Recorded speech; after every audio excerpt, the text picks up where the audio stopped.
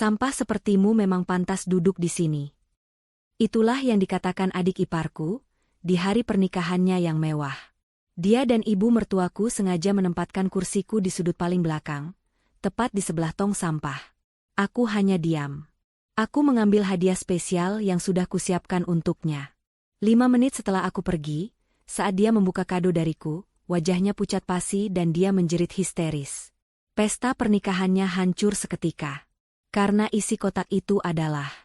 Sebelum ceritanya dimulai, silahkan tulis di kolom komentar dari daerah mana saja teman-teman yang menonton cerita ini. Jangan lupa like dan subscribe agar channel ini bisa semakin berkembang dan bisa mempersembahkan cerita yang lebih menarik lagi. Undangan itu tergeletak di meja kopi.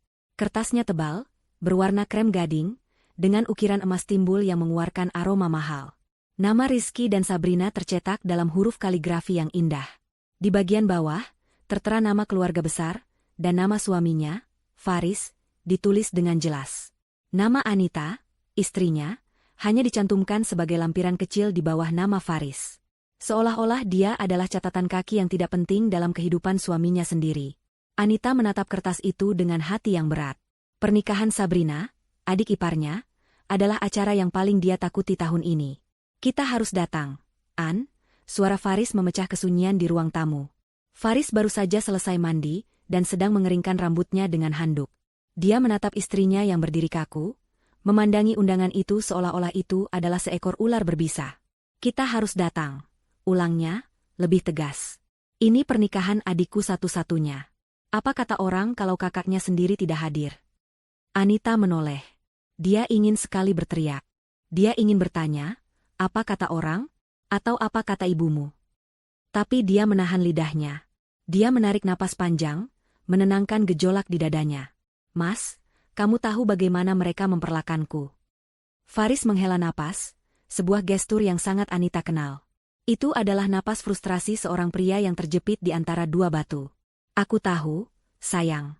Aku tahu ibu dan Sabrina kadang keterlaluan. Tapi ini hari bahagia mereka. Setidaknya untuk satu hari ini, kita kesampingkan masalah. Demi menjaga nama baik keluarga.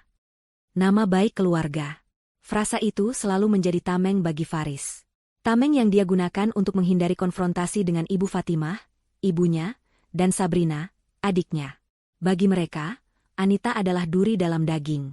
Dia adalah wanita berhijab dari keluarga sederhana yang dianggap tidak selevel dengan keluarga mereka. Anita adalah seorang akuntan yang cermat, pintar, dan mandiri, tapi di mata Ibu Fatimah, dia hanyalah gadis kampung yang berhasil menjerat putra kesayangan mereka. Penghinaan itu datang dalam berbagai bentuk, dari yang halus hingga yang terang-terangan. Anita masih ingat dengan jelas, setahun yang lalu, dia sangat bangga dengan taman anggrek kecilnya di balkon apartemen. Dia merawatnya dengan cinta. Suatu hari, Ibu Fatimah datang berkunjung. Keesokan harinya, semua anggreknya layu, daunnya menguning seperti terbakar. Butuh waktu seminggu bagi Anita untuk menemukan penyebabnya. Di bawah pot terbesar, dia menemukan sisa-sisa garam kasar. Ibu Fatimah telah dengan sengaja menyiram tanamannya dengan air garam. Ketika Anita mencoba mengatakannya pada Faris, Faris hanya berkata, mungkin ibu tidak sengaja, An. Kamu tahu ibu tidak mengerti tanaman. Sabrina, di sisi lain, lebih brutal dan langsung. 3 bulan lalu, Anita sedang bekerja keras menyelesaikan laporan audit penting untuk klien besar. Dokumen setebal 200 halaman itu tergeletak rapi di meja kerjanya. Sabrina, yang sedang berkunjung, tidak sengaja, tersandung dan menumpahkan secangkir kopi hitam panas ke seluruh tumpukan kertas itu. Ops, maaf, Mbak, katanya dengan nada suara yang dibuat-buat terkejut. Tanganku licin. Tapi matanya menari-nari penuh kemenangan. Anita harus bekerja 3 hari 3 malam tanpa tidur untuk menyusun ulang data yang hancur, dan dia hampir kehilangan klien tersebut. Faris? Dia hanya menyuruh Sabrina meminta maaf, yang dilakukan adiknya dengan senyum sinis. Dan sekarang, pernikahan ini adalah panggung terbesar bagi Sabrina dan Ibu Fatimah. Ini adalah kesempatan emas mereka untuk memamerkan status mereka dan, Anita yakin, untuk mempermalukannya di depan ratusan tamu. Aku akan datang, kata Anita akhirnya. Suaranya datar, tanpa emosi. Demi kamu, Mas. Demi menjaga nama baik keluargamu. Faris tersenyum lega. Dia memeluk istrinya. Terima kasih, sayang. Aku janji, Setelah ini semua akan baik-baik saja. Anita tidak membalas pelukan itu. Dia hanya berdiri kaku. Tidak akan, batinnya. Tidak akan ada yang baik-baik saja. Selama seminggu berikutnya, Anita mempersiapkan diri. Bukan hanya secara mental. Dia memilih gaun terbaiknya, sebuah gamis sutra sederhana namun sangat elegan berwarna biru safir. Dia memadukannya dengan hijab yang serasi. Dia tidak akan memberi mereka kepuasan melihatnya tampil lusuh atau kalah. Dia akan datang dengan kepala tegak. Dan dia juga mempersiapkan hal lain. Di dalam laci mejanya yang terkunci, ada sebuah kotak kayu kecil. Di dalamnya ada sebuah map berisi dokumen-dokumen. Itu adalah hadiah yang sudah lama dia simpan, menunggu saat yang paling tepat. Hadiah yang dia kumpulkan dengan keahliannya sebagai akuntan, hadiah yang dia temukan ketika dia curiga dengan aliran dana di perusahaan patungan milik Faris dan Rizky, calon suami Sabrina. Dia telah menyimpannya sebagai jaminan, sebagai perlindungan. Tapi sekarang, melihat bagaimana Faris sekali lagi memilih keluarganya di atas perasaannya, Anita tahu ini bukan lagi jaminan. Ini adalah tiket keluarnya. Hari pernikahan tiba. Gedung itu megah. Ribuan bunga mawar putih dan lili menghiasi lobi. Musik orkestra mengalun lembut. Anita menggandeng lengan Faris, hijabnya tertata rapi, wajahnya tenang. Mereka berjalan menuju area penerima tamu. Ibu Fatimah dan Sabrina, yang terlihat cantik seperti seorang putri jahat dalam balutan gaun putihnya, sedang menyapa tamu lain.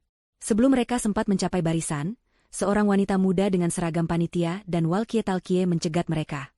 Wanita itu tersenyum manis kepada Faris. "Selamat malam, Pak Faris. Silakan, meja keluarga sudah disiapkan di area VIP, tepat di depan panggung." Mata wanita itu kemudian beralih ke Anita. Senyum manis itu langsung memudar, digantikan oleh tatapan dingin dan meremehkan. "Ah, dan Anda pastilah Nyonya Anita." Ada penekanan aneh pada kata, Nyonya. "Iya, saya istrinya," kata Anita, tetap tenang. Wanita itu melihat ke papan klipnya, pura-pura memeriksa. Mohon maaf, Bu. Sepertinya ada pengaturan khusus untuk Anda." Faris mengerutkan kening. "Pengaturan khusus apa?" "Dia istri saya. Tentu saja dia duduk dengan saya di meja keluarga." Wanita panitia itu tersenyum kaku. Instruksi dari Ibu Fatimah sangat jelas. "Pak, tamu atas nama Anita memiliki kursi terpisah. Mari, Bu, silakan ikut saya. Pak Faris, silakan langsung saja ke meja VIP. Ibu Fatimah sudah menunggu Anda." Detik itu, waktu terasa berhenti bagi Anita. Dia menatap Faris, menunggu pembelaan. Menunggu suaminya mengamuk, atau setidaknya berkata, "Kalau istri saya tidak bisa duduk dengan saya juga tidak akan duduk." Dia menunggu sebuah tanda bahwa dia berarti lebih dari sekadar nama baik keluarga. Faris tampak bingung dan marah. "Apa-apaan ini? Tentu saja istri saya duduk dengan saya." "Faris." Suara tajam Ibu Fatimah membelah keramaian. Wanita parubaya itu berjalan cepat menghampiri mereka, gaunnya yang berwarna marun berkilauan. "Jangan buat keributan di sini. Tamu-tamu ayahnya Rizky sudah datang. Kamu ke meja VIP sekarang. Cepat." "Tapi, Bu." Faris menunjuk Anita. Panitia ini bilang kursi Anita dipisah. Ibu Fatimah melirik Anita dengan tatapan menghina yang sekilas. "Sudah, itu urusan gampang. Panitia hanya menjalankan tugas. Kamu temui tamu dulu. Jangan permalukan ibu." Ibu Fatimah menarik lengan Faris dengan paksa, dan Faris, setelah satu pandangan ragu yang menyakitkan ke arah Anita, akhirnya menurut. Dia membiarkan dirinya ditarik menjauh dari istrinya, menuju meja kehormatan yang gemerlapan. Anita ditinggalkan sendirian, berdiri di tengah lobi, di bawah tatapan panitia yang sinis. Hatinya yang tadi tegang, kini terasa hancur berkeping-keping. Ini lebih buruk dari yang dia bayangkan. Bukan hanya dihina, tapi juga ditinggalkan oleh suaminya sendiri di depan umum. "Mari, Bu Anita," kata panitia itu lagi, nada suaranya tidak lagi repot-repot menyembunyikan rasa puas. "Saya antar ke kursi Anda." Dengan kepala yang terasa ringan, Anita mengikuti wanita itu. Tapi mereka tidak berjalan ke arah ballroom utama. Mereka berjalan ke arah yang berlawanan. Wanita itu memimpin Anita melewati meja-meja tamu yang megah, melewati panggung yang indah, melewati area keluarga tempat Faris kini duduk kaku di sebelah ibunya, menghindari tatapan Anita. Mereka terus berjalan. Semakin jauh, semakin ke belakang. Mereka berjalan sampai ke sudut paling belakang dari ballroom mewah itu. Sudut yang remang-remang, di mana musik orkestra terdengar samar, bersaing dengan suara denting piring yang berasal dari balik pintu berlabel, khusus pelayan. Disinilah letak kursi Anita. Itu bukan kursi pesta yang dibalut kain satin seperti kursi tamu lainnya. Itu adalah sebuah kursi lipat dari besi, jenis kursi yang biasa ditemukan di rapat RT. Cat putihnya sudah terkelupas di beberapa tempat, memperlihatkan karat di bawahnya. Dan lokasinya adalah puncak dari penghinaan. Kursi itu diletakkan tepat di sebelah pintu keluar masuk pelayan yang terus-menerus terbuka dan tertutup. Dan di samping kanannya, berjejer 3 tong sampah besar berwarna hitam. Meskipun tong-tong itu ditutup kain hitam agar terlihat samar, bau asam dari sisa makanan dan bunga layu tetap menguar tipis, bercampur dengan bau pembersih lantai dari area servis. "Silakan, Bu.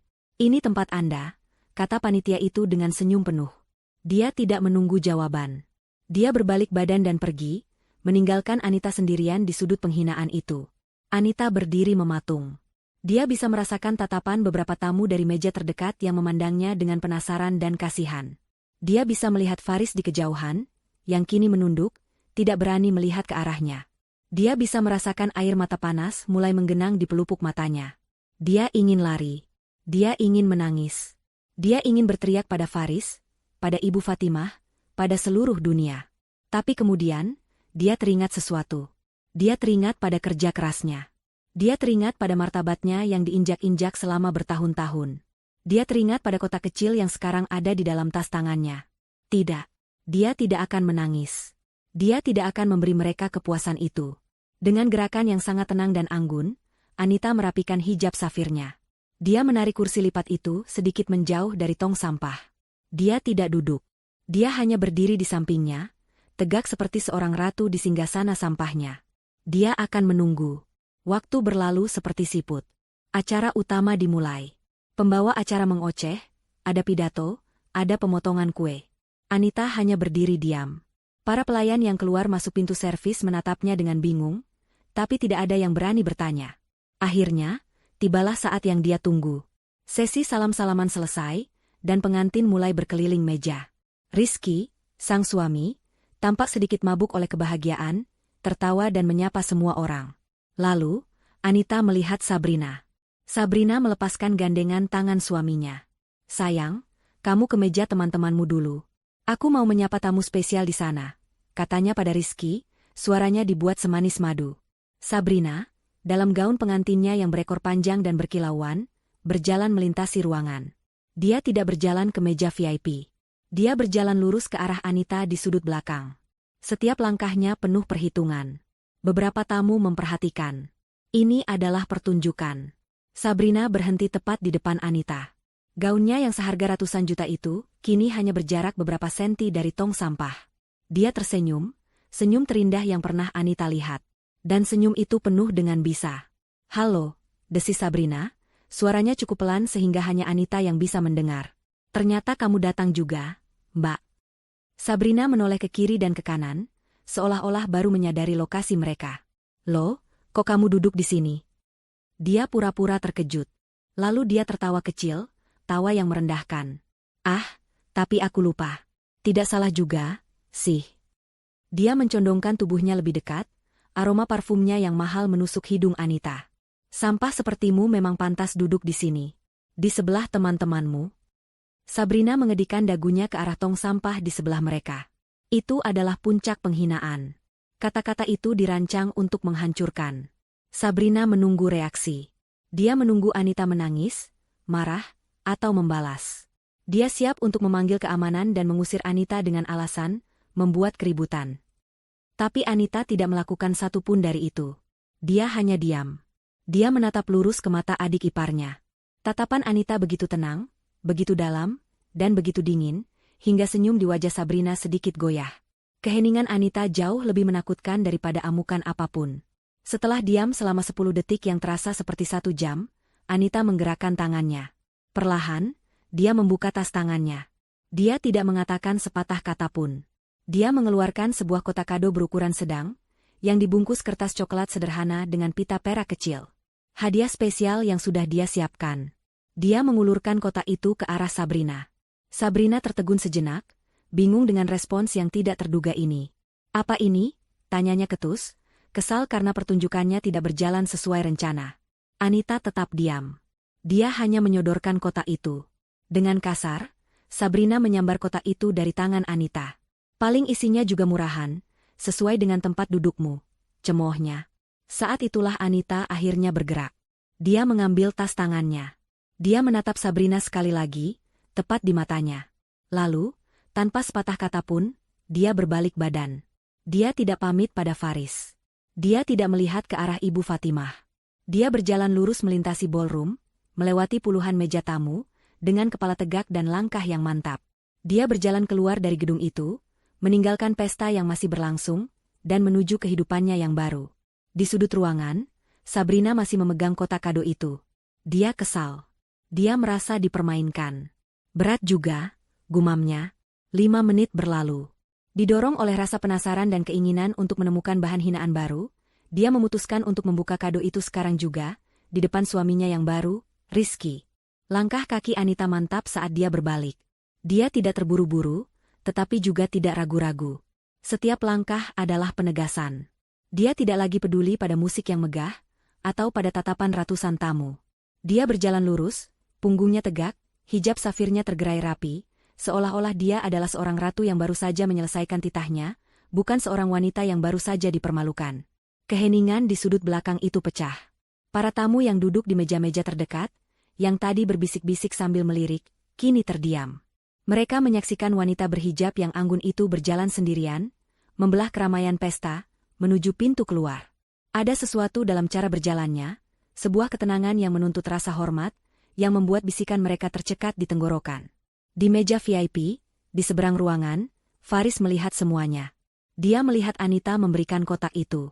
Dia melihat Sabrina menyambarnya.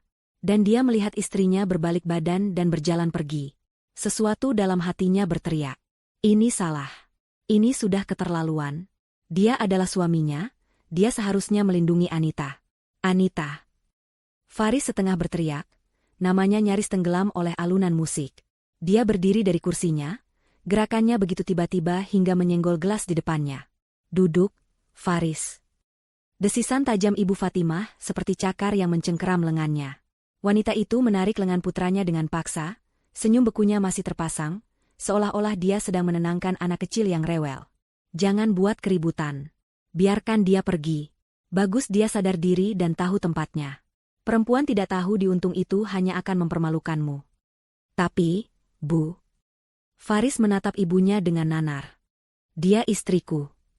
Dan aku ibumu, balas Ibu Fatimah, suaranya rendah namun penuh racun. Kamu mau mempermalukan ibu dan adikmu di hari pernikahannya? Di depan ayah Rizky? Di depan semua rekan bisnis kita? Duduk. Masalah ini kita selesaikan di rumah. Faris goyah.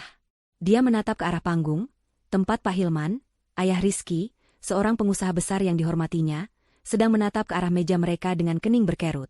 Tatapan itu, tatapan penuh tanda tanya dari mertua adiknya, lebih menusuk daripada tatapan penghinaan yang diterima Anita. Faris merasakan harga dirinya sebagai laki-laki runtuh. Dia terjebak. Dia ingin berlari mengejar Anita, meraih istrinya, dan meminta maaf. Tapi kakinya seolah terpaku di lantai. Perlahan, sangat perlahan, Faris kembali duduk di kursinya. Dia kalah. Dia menundukkan kepalanya, tidak sanggup lagi melihat ke arah pintu keluar. Dia membiarkan istrinya pergi, sendirian, setelah dihina sehina-hinanya oleh keluarganya sendiri. Rasa bersalah yang dingin dan berat mulai merayap di dalam dadanya. Anita tidak menoleh ke belakang. Dia tidak perlu tahu apakah Faris mengejarnya atau tidak. Jauh di dalam hatinya, dia sudah tahu jawabannya. Dia sudah melihat jawaban itu setiap kali dia mengadu tentang perlakuan Ibu Fatimah. Dia sudah melihat jawaban itu saat Sabrina menumpahkan kopi ke hasil kerja kerasnya. Dan dia melihat jawaban itu dengan sangat jelas malam ini, ketika Faris membiarkannya digiring ke kursi di sebelah tong sampah. Dia sampai di lobi yang megah. Udara di luar, yang sedikit berpolusi namun terasa bebas, memanggilnya. Pintu kaca otomatis terbuka untuknya. Dia melangkah keluar dari gedung yang dingin ber-AC itu ke udara malam Jakarta yang hangat. Suara klakson dan deru mesin dari jalan raya terdengar, seperti musik yang lebih jujur daripada orkestra di dalam. Satu tetes air mata akhirnya jatuh, mengalir di pipinya. Tapi itu bukan air mata kesedihan. Itu adalah air mata kelegaan. Air mata yang membersihkan sisa-sisa rasa sakit dan keraguan. Dia menghapusnya dengan cepat. Dia tidak akan menangisi masa lalu. Dia mengeluarkan ponselnya. Dia membuka sebuah aplikasi. Taksi yang dia pesan 1 jam yang lalu, dengan titik jemput di seberang jalan agar tidak menarik perhatian, sudah menunggunya. Dia mengirim 1 pesan singkat ke nomor yang sudah dia simpan baik-baik, nomor pengacara keluarga Rizky. Pesan itu hanya berisi 3 kata, sudah terkirim. 1 pesan lagi dia kirimkan ke Faris. Aku sudah pergi, Mas. Hadiah untuk Sabrina sudah kuberikan. Dia menyeberang jalan, tidak lagi melihat ke belakang, ke gedung pesta yang gemerlapan itu. Dia membuka pintu taksi dan masuk ke stasiun Gambir. Pak, katanya kepada sopir. Dia tidak hanya meninggalkan pesta. Dia meninggalkan seluruh kehidupannya yang lama. Di dalam ballroom, musik kembali mengalun normal. Pembawa acara membuat lelucon untuk mencairkan suasana. Insiden kecil di sudut belakang tadi hampir terlupakan. Ibu Fatimah tersenyum puas. Dia menang. Wanita perusa itu akhirnya pergi. Di atas panggung pelaminan, Sabrina masih memegang kotak kado berwarna coklat itu. Dia merasa kesal. Anita berhasil mencuri perhatian dengan aksi diam dan kepergiannya yang dramatis. Dasar tukang cari perhatian, desisnya pada Rizky, yang baru saja kembali ke sisinya setelah menyapa teman-temannya. Rizky, yang tidak menyadari drama barusan, tertawa. Dia masih dalam euforia pernikahannya. Sudahlah, sayang, jangan pikirkan. Lihat, banyak sekali kado. Ayo, kita buka satu yang besar itu. Nanti, kata Sabrina. Matanya masih tertuju pada kotak coklat sederhana di tangannya. Kotak itu terlihat sangat tidak pantas di antara tumpukan kado lain yang dibungkus mewah. Aku mau buka yang ini dulu. Ibu Fatimah menghampiri mereka di panggung, wajahnya berseri-seri. Bagus, dia sudah pergi, bisiknya pada Sabrina. Akhirnya rumah tangga Faris akan tenang tanpa penyihir itu. Sabrina tersenyum licik. Dia mengangkat kotak dari Anita. Lihat, Bu. Hadiah dari si sombong itu. Halah, cibir Ibu Fatimah. Paling-paling isinya kain batik murahan atau panci. Sudah, buang saja. Nanti mengotori tanganmu. Tidak, kata Sabrina. Matanya berkilat jahat. Dia ingin lebih. Dia ingin penghinaan terakhir. Aku mau semua orang lihat. Aku mau buka di sini. Biar semua orang tahu selera rendahan istri Kak Faris. Didorong oleh rasa penasaran dan keinginan untuk mempermalukan Anita sekali lagi, Sabrina meletakkan kotak itu di pangkuannya. Rizky tertawa, mengira ini adalah bagian dari lelucon. Dia merangkul bahu Sabrina, siap untuk menertawakan apapun isi kado itu.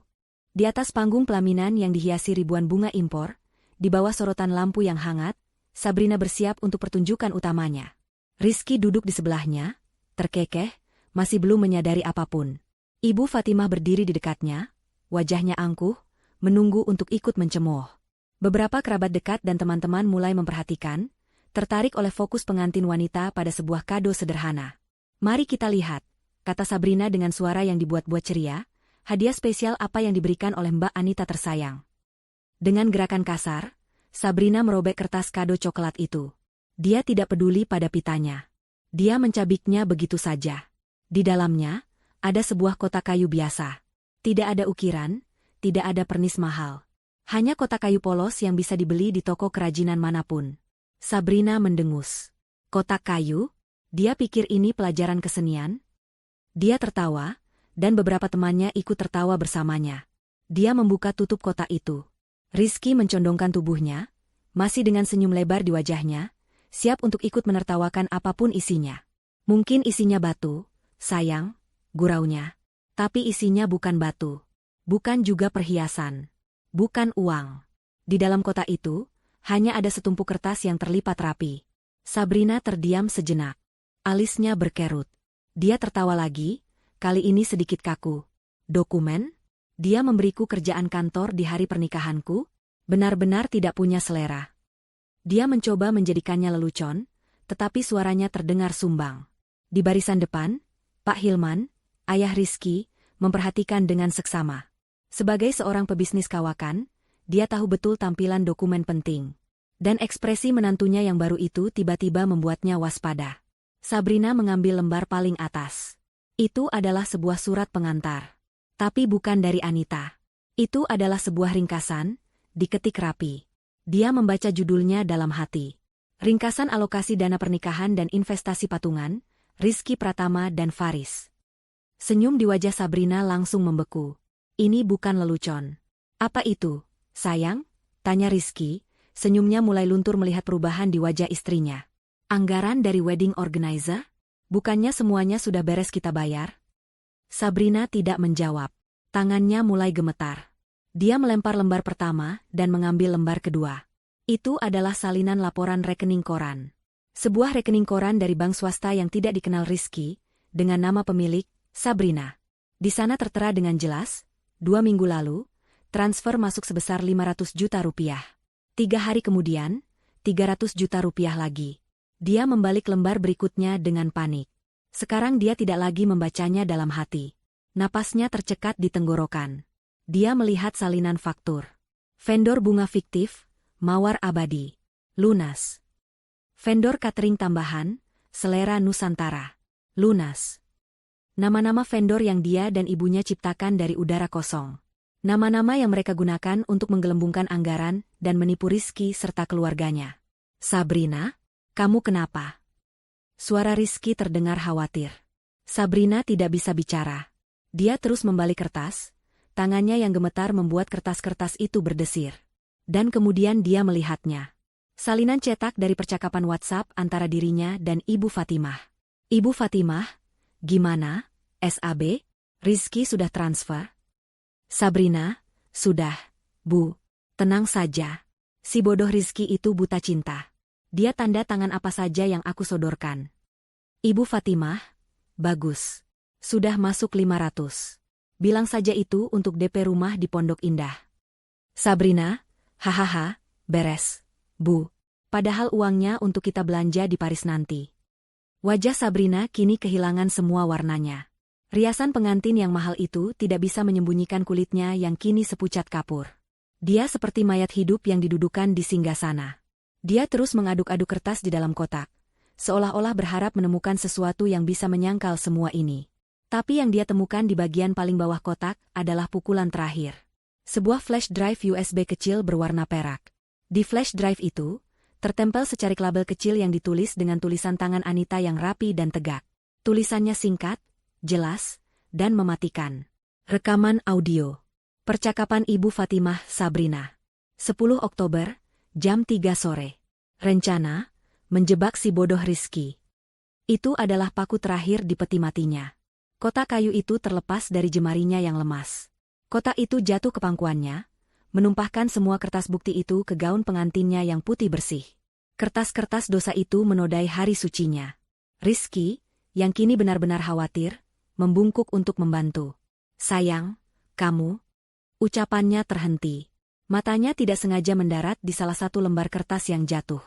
Itu adalah cetakan layar WhatsApp. Dia melihat namanya. Dan dia membaca satu kata yang menghancurkan hatinya. Si bodoh Rizky. Rizky membeku. Dia mengambil kertas itu. Dia membaca kalimat di atasnya. Dia membaca kalimat di bawahnya. Dia mengambil kertas lain, salinan rekening koran. Dia melihat jumlah uang yang tidak pernah dia setujui. Waktu seolah berhenti. Rizky perlahan mengangkat kepalanya. Dia menatap wanita yang baru beberapa jam lalu sah menjadi istrinya. Sabrina menatap Rizky. Dia menatap ibunya, yang kini juga terlihat pucat pasi di bawah panggung. Dia menatap ratusan pasang mata tamu yang kini menatapnya dengan bingung. Wajahnya yang tadi merona bahagia kini menjadi pucat pasi seperti mayat. Dia membuka mulutnya. Tidak ada suara yang keluar. Napasnya terengah-engah, seperti ikan yang kehabisan air. Lalu, dia menjerit. Jeritan itu bukan jeritan kecil. Itu adalah jeritan yang melengking, penuh ketakutan, amarah, dan kekalahan telak. Jeritan itu merobek keheningan ballroom, mengalahkan raungan musik orkestra.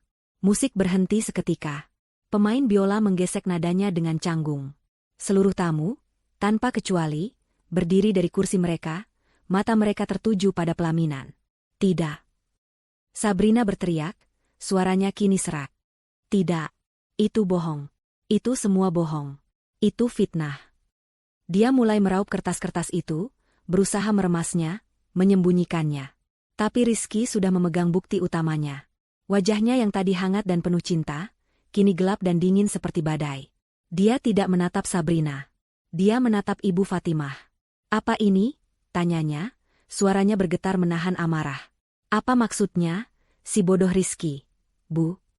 Pak Hilman, ayahnya, sudah tidak tahan lagi. Dia berjalan cepat, menaiki tangga pelaminan. Wajahnya merah padam. Rizky, berikan ayah kertas-kertas itu. Sekarang. Pak Hilman tidak membuang waktu. Dengan 2 langkah cepat, dia sudah berada di atas panggung. Wajahnya yang biasanya tenang dan berwibawa kini mengeras seperti batu granit. Dia tidak meminta kertas-kertas itu.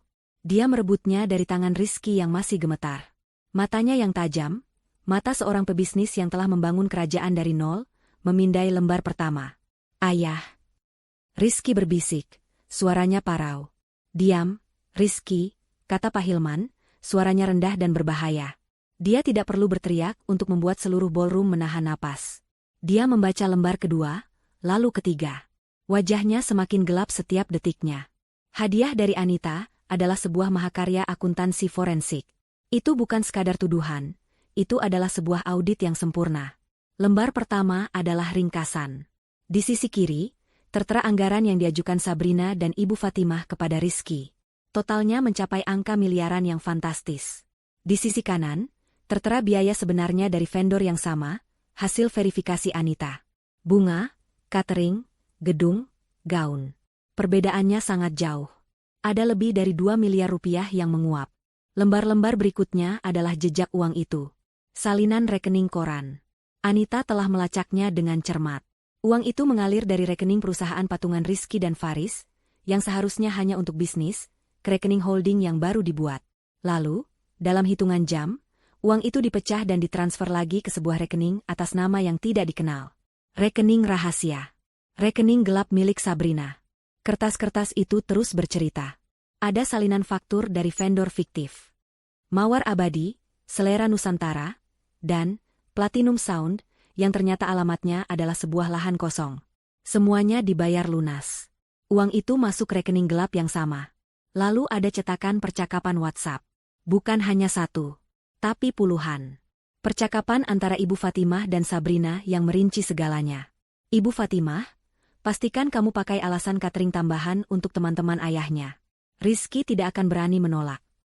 Sabrina, beres, Bu. Si bodoh itu sudah transfer lagi. Dia benar-benar percaya semua omonganku. Aku bilang saja, ayah nanti malu kalau jamuannya kurang. Dia langsung setuju. Ibu Fatimah, bagus. Ingat, setelah menikah, segera desak dia untuk membelikanmu rumah atas namamu. Pakai alasan anak kita butuh tempat yang lebih privat. Sabrina, hahaha, tentu saja, Bu. Anak ini adalah tiket emas kita. Dia pikir aku mau cepat-cepat menikah karena cinta? Aku mau uangnya. Rizky, yang membaca dari balik bahu ayahnya, merasakan darahnya surut dari wajahnya. Anak kita. Bisiknya. Fitnah. Itu semua fitnah. Ibu Fatimah akhirnya menemukan suaranya. Dia berlari ke kaki panggung, gaun marunnya tersingkap-singkap. Perempuan itu, Anita. Dia yang mengedit semua ini. Dia dendam pada kami. Dia iri pada Sabrina. Percaya padaku, Rizky. Aku ibumu. Sabrina, melihat ibunya bertindak, ikut-ikutan. Dia bangkit, gaun putihnya kini kusut dan ternoda oleh kertas-kertas. Benar? Itu bohong. Rizky, sayang, kamu percaya padaku, kan? Itu semua rekayasa. Dia penyihir. Teriaknya histeris. Rizky menatapnya. Wanita yang dia cintai. Wanita yang dia pikir akan menjadi ibu dari anak-anaknya. Wajah cantik itu kini terlihat asing. Seperti topeng iblis yang mengerikan.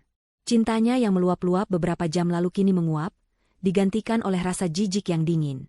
Pak Hilman mengangkat satu tangannya, menghentikan histeria Ibu Fatimah. Dia menatap wanita itu dengan dingin. Anda bilang ini editan, Bu Fatimah? Anda bilang ini fitnah. Dia membungkuk dan mengambil flash drive USB kecil berwarna perak yang tergeletak di lantai panggung. Dia memegangnya di antara 2 jari. Saya kebetulan selalu membawa asisten saya yang siap dengan laptop untuk presentasi bisnis mendadak. Dia melambai ke seorang pria muda berjas di dekat panggung. Bawa laptopmu ke sini. Sambungkan ke sistem suara. Jangan. Sabrina menjerit panik. Ayah. Jangan. Wajah Ibu Fatimah kini benar-benar pucat. Pak Hilman, saya mohon jangan permalukan kami. Kita bisa bicarakan ini baik-baik.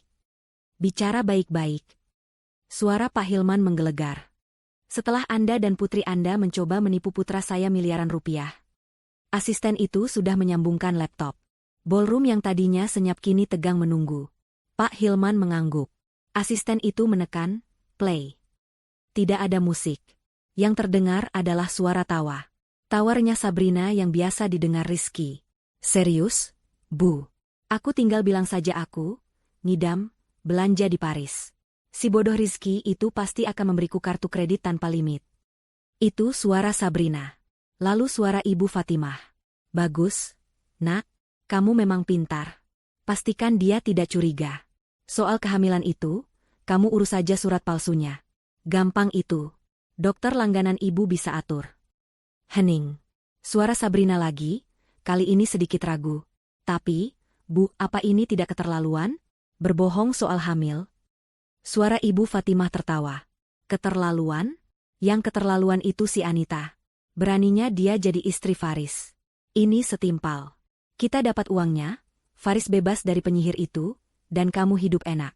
Rizky itu bodoh karena cinta. Kita hanya memanfaatkan kebodohannya. Itu bukan dosa, itu pintar. Rekaman itu berhenti. Keheningan yang menyusul 1000 kali lebih menusuk daripada jeritan Sabrina. Di meja VIP, Faris menunduk. Dia meremas taplak meja begitu keras, hingga buku-buku jarinya memutih. Faris bebas dari penyihir itu. Kata-kata ibunya sendiri terngiang-ngiang. Dia bukan hanya gagal melindungi istrinya. Dia adalah alasan mengapa istrinya diserang. Dia adalah pion dalam permainan ibunya sendiri. Rizky berjalan perlahan ke arah Sabrina. Gaun pengantin itu kini terlihat seperti kostum Halloween yang konyol. Dia berdiri sangat dekat. Wajahnya tenang, tapi matanya mati. Jadi, bisik Rizky, namun suaranya terdengar jelas di mikrofon yang masih menyala. Tidak ada bayi. Sabrina gemetar. Dia tidak bisa menjawab. Dia hanya terisak. Air matanya merusak riasan mahalnya. Jawab aku. Rizky berteriak, amarah yang ditahannya akhirnya meledak. Apa ada bayi di perutmu? Atau itu juga bohong? Sabrina ambruk ke lantai, menangis meraung-raung. Ampun, Mas. Ampun. Aku cinta sama kamu. Ibu. Ibu yang menyuruhku. Cinta? Rizky tertawa, tawa yang terdengar lebih seperti rintihan kesakitan. Kamu bahkan tidak tahu arti kata itu. Pak Hilman memberi isyarat. 2 petugas keamanan gedung yang sejak tadi siaga langsung naik ke panggung. Pesta selesai, kata Pak Hilman ke mikrofon. Suaranya dingin dan final. Atas nama keluarga saya minta maaf atas tontonan yang tidak menyenangkan ini. Pernikahan ini batal. Dia menoleh ke petugas keamanan. Bawa 2 wanita ini keluar. Jangan biarkan mereka menyentuh apapun. Hubungi polisi. Ini adalah kasus penipuan. Tidak. Tidak. Ibu Fatimah memberontak saat lengannya dipegang. Faris. Tolong ibumu, Nak. Faris. Sabrina menjerit-jerit histeris saat diseret dari panggung. Gaun putihnya terseret di lantai yang kotor. Lepaskan. Aku pengantinnya. Rizky. Rizky, tolong aku. Aku hamil, Mas. Aku benar-benar hamil. Lepaskan. Para tamu terperangah. Mereka menyaksikan adegan itu seperti film. Pengantin wanita dan ibunya diseret keluar ballroom sambil berteriak-teriak. Rizky berdiri mematung di atas panggung, seperti patung yang hancur. Dan di meja VIP, Faris akhirnya mengangkat kepalanya. Dia melihat kekacauan itu. Dia melihat adiknya diseret seperti penjahat. Dia melihat ibunya memanggil-manggil namanya. Dan dia melihat karir bisnisnya, pernikahannya, dan seluruh hidupnya hancur berkeping-keping. Dia menyadari satu hal dengan kengerian yang menusuk. Anita tidak hanya pergi. Anita telah membakar seluruh jembatan. Dan dia, Faris, berdiri tepat di tengah-tengah jembatan itu saat api mulai menjalar. Kisah ini tidak dimulai dengan kebencian. Itu dimulai dengan secangkir kopi. 6 bulan lalu, Anita masih mencoba. Dia masih berusaha menjadi menantu dan istri yang baik. Dia bahkan mengesampingkan egonya dan berhenti dari pekerjaan akuntan senior yang dia cintai. Semua karena Ibu Fatimah berkata, wanita di keluarga kami tidak bekerja. Tugasmu melayani Faris. Anita menurut, tapi otaknya tidak bisa berhenti bekerja. Dia diam-diam mengambil beberapa pekerjaan akuntansi lepas dari rumah, hanya untuk menjaga keterampilannya tetap tajam. Kecurigaan pertamanya muncul bukan karena hinaan, tapi karena kecerobohan suaminya sendiri. Faris dan Rizky baru saja menandatangani kontrak untuk sebuah proyek properti kecil, sebuah usaha patungan. Rizky menyuntikkan modal besar, sementara Faris mengelola operasional. Dan karena pernikahan Sabrina dan Rizky akan segera berlangsung, Ibu Fatimah mengusulkan ide brilian. Agar transparan, bagaimana kalau semua biaya pernikahan Sabrina diambil dari rekening perusahaan patungan itu? Usulnya suatu malam saat makan malam. Nanti Rizky tinggal potong saja dari profitnya Faris. Adil, kan? Sekalian melatih Sabrina mengelola keuangan rumah tangga. Biar dia yang bantu Faris urus administrasi.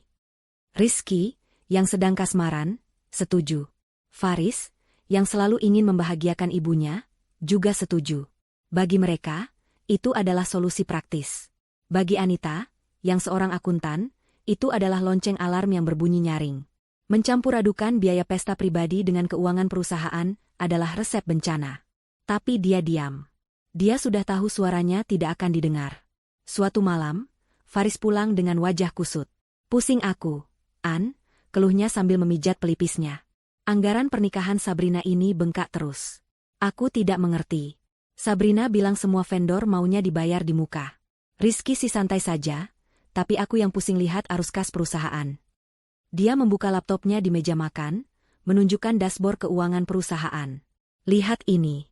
Tagihan dari Mawar Abadi, untuk bunga saja hampir 500 juta. Memangnya bunganya terbuat dari emas? Anita, sambil membawakan suaminya segelas air hangat, melirik layar laptop. Dia tidak peduli dengan jumlahnya. Matanya tertuju pada nama. Mawar Abadi. Mas, kata Anita pelan, setahuku, Mawar Abadi itu sudah tutup. Bangkrut. 6 bulan lalu. Faris mengerutkan kening. Ah, masa? Mungkin namanya saja yang sama. Sabrina tidak mungkin salah. Dia kan dibantu ibu. Malam itu, setelah Faris tertidur, Anita tidak bisa tidur. Dia membuka laptopnya sendiri. Dia mulai mencari. Benar saja. Mawar Abadi telah dinyatakan pilot. Sebuah tanda bahaya besar berkedip di otaknya. Dia tidak konfront Faris. Dia tahu itu percuma. Faris akan membela ibu dan adiknya. Jadi, dia melakukan apa yang paling dia kuasai. Dia mulai mengaudit. Secara diam-diam, di malam hari, ketika Faris sudah tidur, Anita menggunakan keahliannya. Dia ingat Faris pernah menyimpan kata sandi perbankan bisnisnya di manajer kata sandi bersama mereka, yang mereka gunakan untuk membayar tagihan listrik dan air. Dia membukanya dengan tangan gemetar, merasa bersalah, tetapi didorong oleh firasat yang lebih kuat. Dia masuk, dan dunianya runtuh. Dia melihat polanya. Tagihan masuk dari vendor. Faris menyetujuinya. Uang ditransfer dari rekening patungan ke rekening vendor. Tapi itu bukan rekening vendor. Itu adalah rekening penampung. Sebuah rekening atas nama perusahaan yang tidak dia kenali. Dia melacak perusahaan itu. Jaya Mandiri Sentosa. Alamatnya terdaftar di sebuah ruko kosong. Tidak ada aktivitas. Murni perusahaan cangkang. Dia bekerja sepanjang malam, melacak jejak digital uang itu. Titik terangnya datang dari kesalahan bodoh Sabrina. Sabrina, dalam kesombongannya, pernah meneruskan email buletin dari sebuah butik mewah di Paris ke Anita, dengan subjek, "Lihat, Mbak. Ini tasku bulan depan. Jangan iri ya." Anita biasanya akan menghapusnya. Tapi malam itu, sesuatu membuatnya berhenti. Dia melihat alamat email pengirim di buletin itu. Bukan email pribadi Sabrina. Itu adalah sebuah alamat email yang aneh, admin.jayams@gmail.com. Jantung Anita berdebar. Jaya Mandiri Sentosa. JMS. Dia menggunakan email itu untuk mereset kata sandi beberapa platform. Dan dia berhasil masuk ke akun pendaftaran domain perusahaan cangkang itu. Dan di sana, terdaftar atas nama Sabrina, adalah rekening bank rahasia. Rekening gelap. Tempat miliaran rupiah uang Rizky dan Faris dikumpulkan. Dia mencetak semuanya. Laporan bank, faktur palsu, bukti pendaftaran perusahaan. Dia sudah punya cukup bukti untuk menjebloskan mereka ke penjara. Tapi dia masih ragu. Ini adalah keluarga suaminya. Pukulan terakhir datang 2 minggu sebelum pernikahan. Ibu Fatimah dan Sabrina datang ke apartemen mereka saat Faris ada di rumah. Mereka pikir Anita sedang sibuk di dapur, menyiapkan minuman. Mereka duduk di ruang tamu, berbicara dengan suara keras, terlalu bersemangat dengan rencana mereka. Anita, yang sedang memotong buah, tidak sengaja meninggalkan ponselnya di meja konter dapur, yang berbatasan langsung dengan ruang tamu. Aplikasi perekam suaranya menyala. Dia tidak sedang mencoba menjebak mereka. Dia hanya lupa mematikannya setelah merekam catatan untuk klien lepasnya tadi pagi. Ketika dia memutar rekaman itu malam harinya untuk mencari catatannya, dia malah mendengar suara mereka. Dia mendengar rencana, jebakan hamil. Dia mendengar cemoohan, si bodoh Rizky. Dia mendengar tawa iblis mereka, merencanakan liburan mewah mereka. Dan yang paling menyakitkan, dia mendengar ibunya berkata kepada Sabrina, biarkan saja si Anita itu. Nanti setelah kamu menikah, kita buat Faris menceraikannya. Kita bilang dia mandul.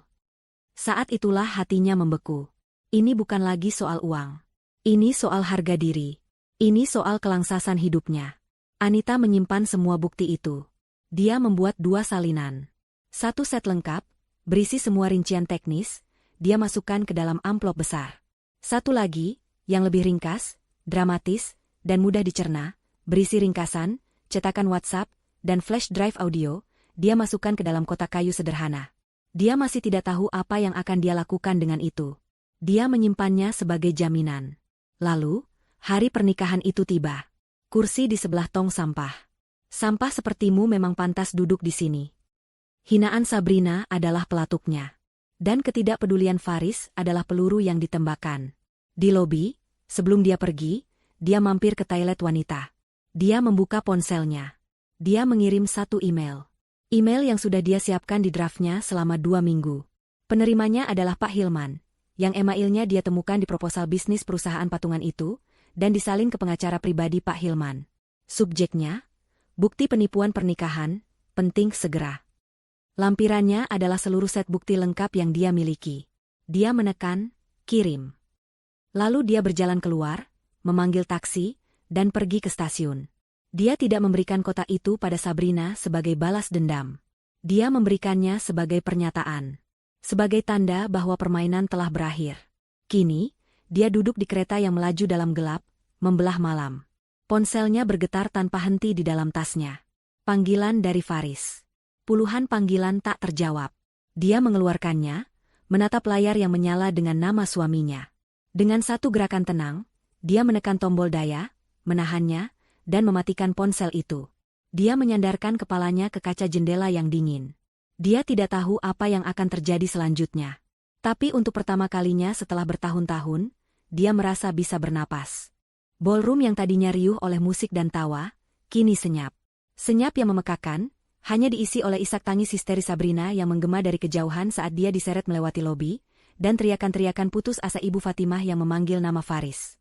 Para tamu, yang berjumlah ratusan, berdiri kaku di antara meja-meja mereka. Piring-piring berisi makanan pesta yang mahal terlantar begitu saja. Di atas panggung, Rizky berdiri seperti patung tragedi. Wajahnya yang tampan kini kosong, matanya menatap lurus ke kue pernikahan 9 tingkat di sebelahnya. Kue itu, simbol cinta mereka, kini terlihat seperti monumen kebohongan yang mengejek. Dia tidak bergerak. Dia bahkan tidak berkedip. Dia hancur dari dalam. Pak Hilman, ayahnya, adalah satu-satunya orang yang bergerak dengan tujuan. Wajahnya merah padam karena amarah, tetapi suaranya tetap terkendali, dingin, dan mematikan. Dia mengambil mikrofon dari pembawa acara yang gemetaran. Bapak-bapak, ibu-ibu, para tamu undangan yang saya hormati, suaranya menggelegar, memecah kesunyian. Atas nama keluarga besar saya memohon maaf yang sebesar-besarnya atas tontonan yang tidak pantas ini.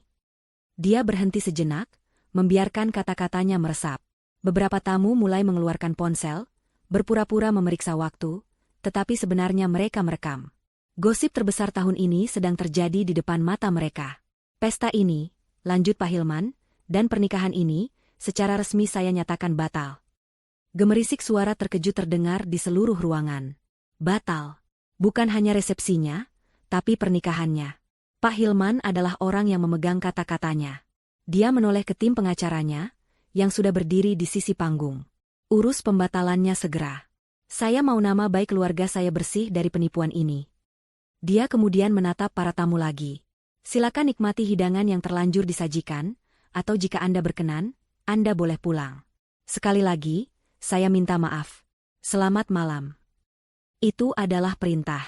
Para tamu mulai bergerak perlahan, canggung.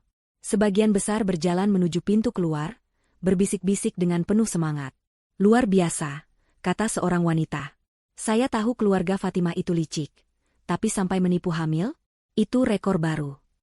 Yang lain berkata, tapi siapa wanita berhijab tadi? Yang memberi kado? Dia pahlawannya. Dia membongkar semuanya. Di meja VIP, Faris duduk membatu. Dia tidak mendengar bisikan itu. Dia tidak melihat para tamu yang pulang. Dia hanya menatap satu titik. Kursi lipat besi yang reot di sudut belakang, di sebelah tong sampah yang kini terlihat sangat jelas karena sebagian besar ruangan sudah kosong. Dia melihat ke kursinya sendiri, di meja VIP, di sebelah ibunya yang kini sudah diseret keluar. Lalu dia melihat ke kursi sampah itu. Dan dia sadar. Penghinaan itu, kursi itu, bukan hanya ditujukan untuk Anita. Itu adalah jebakan yang disiapkan oleh ibu dan adiknya. Mereka tahu Anita terlalu pintar. Anita, dengan latar belakang akuntansinya, adalah satu-satunya orang yang mungkin bisa mencium kebusukan ini. Mereka harus menyingkirkannya. Mereka sengaja menempatkannya di sana, menghinanya dengan cara paling vulgar, berharap Anita akan marah, membuat keributan, sehingga mereka punya alasan untuk mengusirnya sebelum dia bisa melakukan apa-apa. Atau, mereka berharap dia akan diam dan menderita, lalu pulang dengan sakit hati, sementara mereka melanjutkan penipuan mereka. Mereka tidak pernah menyangka pilihan ketiga. Bahwa Anita tidak akan marah dan tidak akan menderita dalam diam. Dia akan menyerang balik. Dengan cara yang paling cerdas, paling sunyi, dan paling mematikan. Faris bebas dari penyihir itu. Kata-kata ibunya dari rekaman audio itu kembali terngiang. Dia meremas kepalanya. Dia, Faris, adalah domba kurban dalam permainan ini. Ibunya bersedia menghancurkan pernikahan putranya sendiri demi uang. Dan dia, seperti anak bodoh, membiarkannya. Dia memilih nama baik keluarga daripada membela istrinya. Dan sekarang, ironisnya, nama baik itu hancur berkeping-keping dan istrinya hilang. Anita, gumamnya. Dia bangkit dari kursinya. Gerakannya begitu tiba-tiba sehingga beberapa tamu yang tersisa menoleh. Dia tidak peduli. Dia tidak peduli pada Rizky yang masih membatu di panggung. Dia tidak peduli pada Pak Hilman yang sedang menelepon polisi. Dia hanya peduli pada satu hal. Dia berlari. Dia berlari keluar dari meja VIP, melintasi lantai dansa yang kosong. Dia melompati pita-pita dekorasi yang berjatuhan. Para tamu menyingkir, menatapnya dengan aneh. Dia tidak peduli. Anita, teriaknya saat dia sampai di lobi. Lobi itu sudah sepi, hanya ada beberapa petugas keamanan yang berjaga. Apa Anda lihat istri saya? Wanita berhijab biru? Petugas keamanan itu menggeleng. Sudah pergi dari tadi, Pak. Sebelum keributan. Kemana? Tidak tahu, Pak. Faris berlari keluar pintu kaca otomatis, ke jalan raya yang bising. Udara malam yang lembab menerpa wajahnya. Anita, teriaknya lagi, suaranya tenggelam oleh deru klakson. Tidak ada jawaban. Dia panik. Dia merogoh sakunya, tangannya gemetar hebat saat mengeluarkan ponsel. Ada satu pesan baru dari Anita, dikirim mungkin 1 jam yang lalu, saat dia masih duduk di meja VIP seperti orang bodoh. Pesan itu singkat, "Aku sudah pergi, Mas.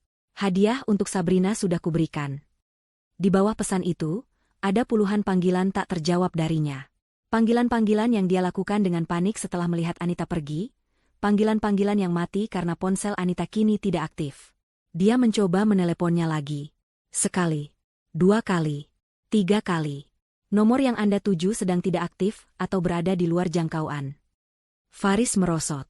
Dia terduduk di tepi pot tanaman besar di lobi gedung, tidak peduli dengan pandangan orang. Dia menatap layar ponselnya. Pesan, "Aku sudah pergi," itu terasa seperti vonis mati. Dia baru menyadari. Kursi di dekat sampah itu bukan hanya untuk Anita. Kursi itu adalah cerminan dari di mana posisinya di mata keluarganya sendiri. Dan sekarang, dia duduk di sana sendirian. Istrinya, satu-satunya orang yang tulus di hidupnya, telah pergi. Faris tidak ingat bagaimana dia mengemudi pulang. Seluruh perjalanan dari gedung pesta ke apartemen mereka terasa kabur. Pikirannya dipenuhi oleh rekaman suara ibunya, jeritan adiknya, tatapan kosong Rizky, dan yang paling menghantuinya, tatapan tenang Anita saat memberikan kotak itu. Tatapan mata yang sudah pasrah, yang sudah tahu bahwa dia tidak akan dibela. Dia membuka pintu apartemen mereka. Sunyi. Padahal baru pukul 10 malam. Biasanya, jika Anita di rumah, akan tercium aroma teh herbal, dan terdengar suara lembut dari laptopnya saat dia bekerja. Tapi malam ini, keheningan itu terasa berat, menekan dadanya hingga sesak. Dia menyalakan lampu. Semuanya rapi. Terlalu rapi. Seperti tidak ada lagi kehidupan di dalamnya. Aroma Anita masih samar-samar tertinggal di udara, aroma sabun melati dan kain bersih. Tapi orangnya sudah tidak ada. Lalu dia melihatnya. Di atas meja makan yang digosok mengkilap, tempat mereka biasa sarapan bersama, tergeletak 3 benda. Sebuah amplop putih bersih. Di atas amplop itu, tergeletak kunci mobil pemberian Faris yang selalu Anita pakai. Dan di samping kunci itu, berkilauan di bawah cahaya lampu, adalah cincin kawin emas putih mereka. Jantung Faris serasa diremas. Dia berjalan mendekat dengan kaki yang terasa seperti timah. Tangannya gemetar saat mengambil amplop itu. Cincin itu terasa dingin saat dia menyentuhnya. Dia membuka amplop itu. Di dalamnya ada selembar kertas. Bukan surat panjang yang penuh amarah atau tangisan. Itu adalah tulisan tangan Anita yang rapi dan lugas. Tulisan seorang akuntan yang presisi. Isinya singkat. Mas Faris. Selama ini aku diam bukan karena aku lemah. Aku diam karena aku masih berharap kamu akan melihat. Malam ini aku sadar, kamu tidak akan pernah melihatku. Kamu hanya melihat ibumu dan adikmu. Aku sudah melindungimu semampuku. Uang perusahaanmu yang hampir habis mereka kuras, aku sudah mengamankannya. Bukti-bukti yang kuberikan pada Sabrina hanyalah salinannya. Seluruh data keuangan dan bukti penipuan mereka yang asli sudah kuberikan pada pengacara Pak Hilman. Perusahaanmu dan nama baikmu, setidaknya yang tersisa, akan aman dari tuntutan keluarga Rizky. Aku sudah melakukan tugasku sebagai istrimu untuk yang terakhir kali. Sekarang, lindungi dirimu sendiri. Anita. Faris terduduk di kursi makan. Kertas itu jatuh dari tangannya. Dia membenamkan wajahnya di kedua telapak tangannya, dan untuk pertama kalinya malam itu, dia menangis. Dia tidak menangisi ibunya. Dia tidak menangisi adiknya. Dia menangisi kebodohannya sendiri. Dia menangisi pria pengecut yang dia lihat di cermin setiap pagi. Aku sudah melindungimu semampuku. Kalimat itu menghantamnya. Anita, wanita yang dia biarkan dihina, wanita yang dia anggap terlalu kaku, dan tidak bisa berbaur, adalah satu-satunya orang yang berdiri di antara dia dan kehancuran finansial total. Sementara dia sibuk menjaga nama baik keluarga, Anita sibuk menyelamatkan masa depannya. Sekarang, lindungi dirimu sendiri. Itu bukan permintaan. Itu adalah perintah. Sebuah tes terakhir. Rasa sedih yang melumpuhkan itu perlahan berubah menjadi sesuatu yang lain. Sesuatu yang dingin, keras, dan tajam. Amarah. Tapi bukan amarah buta. Ini adalah amarah yang terfokus. Dia bangkit. Pria yang penurut dan selalu berkata, "Iya, Bu, telah mati di gedung pesta tadi." Dia tahu apa yang harus dia lakukan. Anita telah memberinya jalan. Faris berjalan ke ruang kerjanya. Dia membuka brankas tersembunyi di balik lukisan pemandangan. Brankas yang dia pasang untuk melindungi dokumen penting ibunya. Ibu Fatimah, dalam arogansinya, percaya bahwa brankas di rumah putranya adalah tempat raman. Faris memasukkan kodenya. Dia membukanya. Di sanalah semuanya berada. Bukan salinan. Bukan cetakan. Tapi yang asli. Laptop lama Ibu Fatimah. Buku cek berisi tanda tangan palsu. Bahkan beberapa sertifikat palsu yang mereka gunakan untuk jaminan pinjaman fiktif. Ibunya adalah penipu ulung, dan Sabrina adalah murid kesayangannya. Dia mengambil semuanya. Dia tidak ragu-ragu. Dia memasukkan semuanya ke dalam tas kerja besar. Dia tidak berganti pakaian. Masih mengenakan setelan jas pestanya yang mahal, dia keluar dari apartemen. Dia tidak lagi terlihat seperti suami yang patah hati. Dia terlihat seperti seorang eksekutor. Dia mengemudi, kali ini dengan mantap, menembus malam. Tujuannya bukan rumah ibunya. Tujuannya adalah kantor polisi pusat, tempat dia tahu Pak Hilman akan membuat laporannya. Dia tiba di kantor polisi yang terang benderang oleh lampu neon. Suasananya sibuk. Dia melihat beberapa wartawan di lobi, jelas sudah mencium bau berita besar. Dia berjalan lurus ke meja resepsionis. "Saya Faris," katanya dengan suara tenang dan berat. "Saya di sini untuk menyerahkan bukti tambahan terkait kasus penipuan yang dilaporkan oleh Pak Hilman. Pelakunya adalah Ibu Fatimah dan Sabrina." Petugas di meja itu terkejut. "Anda, keluarga mereka?" Saya putra dan kakak mereka, kata Faris, tanpa berkedip. Dan saya adalah saksi kunci. Saat itulah dia melihat mereka. Di ruang tunggu yang dibatasi kaca, duduk di kursi besi yang keras, adalah ibu dan adiknya. Tidak ada lagi gaun mewah. Sabrina menangis terseduh-seduh, riasannya luntur, terlihat menyedihkan. Ibu Fatimah, sebaliknya, terlihat marah. Wajahnya garang, menatap Faris dengan kebencian. Faris, teriak Ibu Fatimah, menggedor-gedor kaca. Keluarkan ibu dari sini. Apa yang kamu lakukan? Tuntut perempuan sialan itu. Tuntut Anita. Dia yang memfitnah kita. Faris menatap ibunya. Untuk pertama kalinya, dia tidak melihat seorang ibu. Dia melihat seorang kriminal. Dia tidak menjawab. Dia hanya memalingkan wajahnya. Saat itulah seorang pria berjas rapi dan berkacamata menghampirinya. Pria itu terlihat tenang dan profesional. Pak Faris? Tanyanya. Ya, jawab Faris, mengira dia adalah pengacara yang ditunjuk Pak Hilman. Saya Bima, pengacara dari Ibu Anita, kata pria itu dengan tenang, menyerahkan sebuah map tebal berwarna biru. Faris membeku. Anita, dia baik-baik saja? Di mana dia? Klien saya ada di tempat yang aman, itu saja yang perlu Anda tahu, kata pengacara itu. Saya hanya diperintahkan untuk menyerahkan ini kepada Anda setelah Anda tiba di sini. Faris menatap map di tangannya. Apa ini? Gugatan cerai, jawab pengacara Bima. Ibu Anita sudah menandatanganinya seminggu yang lalu. Dia sudah tahu ini akan terjadi. Dia hanya menunggu waktu yang tepat. Pengacara itu melanjutkan. Semua aset atas nama Ibu Anita sudah diamankan. Dia tidak menuntut apa-apa dari Anda. Dia hanya ingin bebas. Keputusan Anda untuk menyerahkan bukti ini malam ini sangat mulia, Pak. Tapi itu tidak mengubah apa-apa. Prosesnya akan kami lanjutkan besok pagi. Faris berdiri mematung di lobi kantor polisi. Di satu sisi, dia memegang tas berisi bukti yang akan menjebloskan keluarganya ke penjara. Di sisi lain, dia memegang surat cerai dari wanita yang dia cintai. Dia telah membuat pilihannya. Dia melakukan hal yang benar. Tapi dia terlambat. Beberapa bulan berlalu, namun badai yang dimulai di malam pernikahan itu belum juga reda. Kasus, kado pernikahan beracun, begitu media menjulukinya, menjadi santapan publik. Skandal itu sempurna.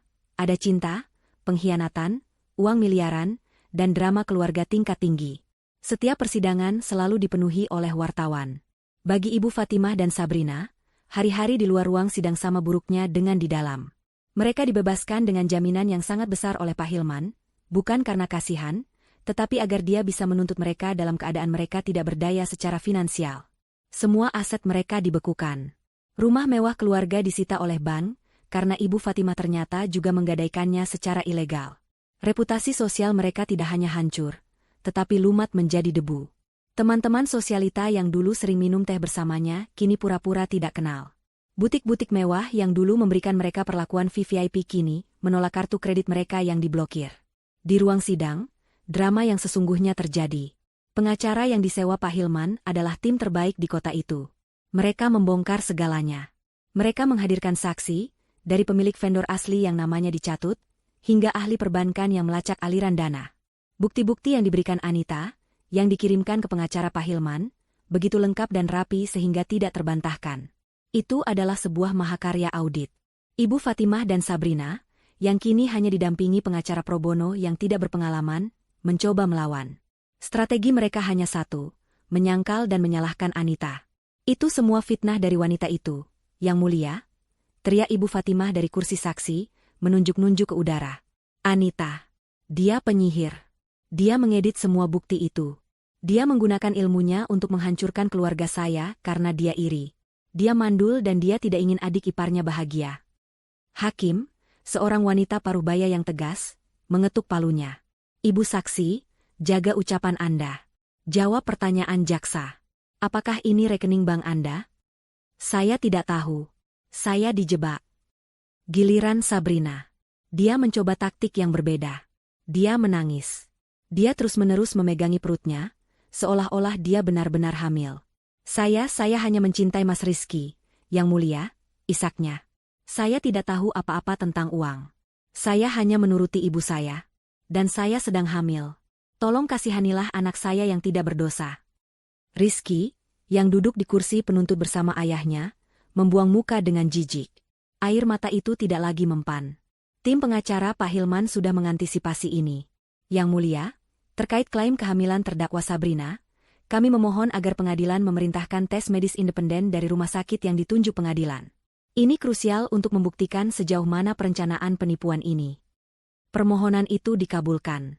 Minggu berikutnya, hasil tes itu dibacakan di pengadilan. Tidak ada jejak kehamilan.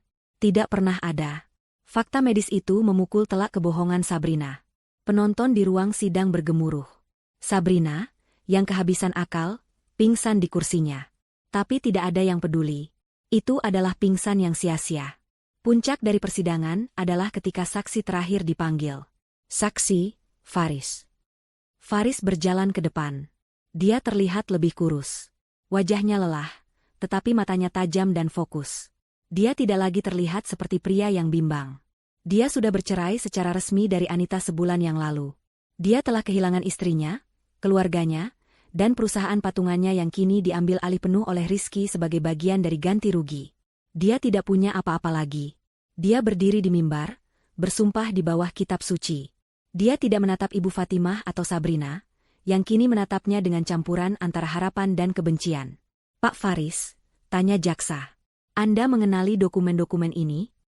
Jaksa mengangkat tas besar berisi bukti-bukti yang diserahkan Faris di kantor polisi malam itu. Ya, saya mengenalnya, jawab Faris, suaranya tenang dan jelas. Itu adalah dokumen-dokumen yang saya ambil dari brankas pribadi di rumah saya. Brankas itu digunakan oleh ibu saya, Ibu Fatimah. Bisakah Anda menjelaskan isinya? Faris menjelaskan. Dia membedah satu persatu, laptop lama ibunya, buku cek palsu, sertifikat bodong. Dia menjelaskan bagaimana ibunya mengajarinya cara mempercantik laporan keuangan sejak dia remaja. Dia menjelaskan bagaimana ibunya dan Sabrina merencanakan proyek pernikahan, ini sebagai cara untuk menguras kekayaan Rizky. Dia berbicara tanpa emosi, seolah-olah dia sedang membacakan laporan audit, sama seperti yang biasa dilakukan Anita. Anda sadar bahwa kesaksian Anda akan memberatkan ibu kandung dan adik kandung Anda. Faris berhenti sejenak. Dia menelan ludah. Ya, saya sadar. Lalu mengapa Anda melakukannya? Faris akhirnya mengangkat kepalanya. Untuk pertama kalinya, dia menatap ibunya. Ibu Fatimah menggelengkan kepalanya pelan, matanya memohon, mengancam. Faris, jangan. Desisnya dari kursi terdakwa. Saya melakukannya, kata Faris, suaranya kini bergetar sedikit, bukan karena ragu, tapi karena kebenaran. Karena kebenaran harus diungkap. Karena penipuan ini tidak hanya menghancurkan Pak Rizky dan keluarganya, tapi juga menghancurkan hidup saya. Dan menghancurkan satu-satunya orang baik yang pernah saya kenal. Dia tidak menyebut nama Anita, tapi semua orang di ruangan itu tahu siapa yang dia maksud. Itu adalah paku terakhir. Kesaksian anak kandung. Hari putusan tiba. Ruang sidang penuh sesak. Ibu Fatimah dan Sabrina, kini mengenakan baju tahanan berwarna oranye, masuk dengan tangan di borgol. Mereka tidak lagi menangis. Wajah mereka kosong. Hakim membacakan putusannya dengan suara tegas. Setelah menimbang semua bukti, kesaksian, dan fakta yang terungkap di persidangan terbukti secara sah dan meyakinkan bahwa kedua terdakwa, Ibu Fatimah dan Sabrina, telah melakukan tindak pidana penipuan dan penggelapan berencana, serta pemalsuan dokumen. Hakim itu menatap tajam kedua terdakwa. Apa yang Anda berdua lakukan bukan hanya kejahatan finansial. Anda telah merusak institusi suci pernikahan. Anda telah memanipulasi cinta. Anda telah menghancurkan kepercayaan. Dan Anda telah berbohong di bawah sumpah tentang kehamilan, sebuah kebohongan yang keji. Untuk terdakwa Sabrina, lanjut Hakim, atas perannya dalam penipuan aktif dan kebohongan publik, pengadilan menjatuhkan hukuman penjara selama 8 tahun. Sabrina terkesiap, tubuhnya limbung. Dan untuk terdakwa Ibu Fatimah, suara Hakim semakin keras, sebagai dalang utama dari seluruh kejahatan ini, yang telah meracuni pikiran putrinya sendiri, dan dengan sengaja merencanakan penipuan ini dari awal, pengadilan menjatuhkan hukuman penjara selama 12 tahun. Tidak. Jeritan Ibu Fatimah memenuhi ruangan. Tidak mungkin. Kamu tidak bisa melakukan ini padaku. Ibu. Sabrina meraung, kini bukan lagi tangisan palsu, tapi tangisan putus asa yang nyata. Ibu. Kedua wanita itu diseret keluar oleh petugas. Mereka saling berteriak, saling menyalahkan. Ini semua salahmu, jerit Sabrina. Seandainya kamu tidak serakah. Diam kamu, anak bodoh, balas Ibu Fatimah. Seandainya kamu tidak sebodoh itu. Karma telah selesai menjalankan tugasnya.